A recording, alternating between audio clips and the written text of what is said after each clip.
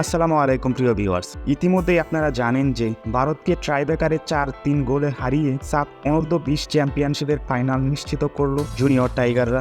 ম্যাচটি কোনো ইন্ডিয়ান এবং বাংলাদেশি চ্যানেলে সম্প্রচার করা হয়নি। ফেসবুকের বিভিন্ন পেজে ম্যাচটি সরাসরি দেখানো হয়েছে। নির্ধারিত 90 মিনিটে ম্যাচটি 1-1 গোলে ড্র হয়। ট্রাইব্রেকারে বাংলাদেশ ম্যাচ জিতে। আসাদুল মোল্লা 35 মিনিটে বাংলাদেশের হয়ে প্রথম গোলটি করেন। 1-0 গোলে লিড বাংলাদেশ 74 মিনিট পর্যন্ত ধরে রেখেছিল। 75 মিনিটে ডিফেন্সের জটলা থেকে ইন্ডিয়া গোল করে ম্যাচে সমতায় আনে। 68 মিনিটে প্রতিপক্ষের প্লেয়ারের আঘাতে গোলরক্ষক শ্রাবণ স্ট্রেচারে করে মাঠ ছাড়লে মাঠে নামানো হয় দ্বিতীয় গোলকিপার মোহাম্মদ আসিফকে। মাঠে নামার আগে তিনি হয়তো ভাবেননি তার হাত ধরেই বাংলাদেশ ফাইনালে যাবে।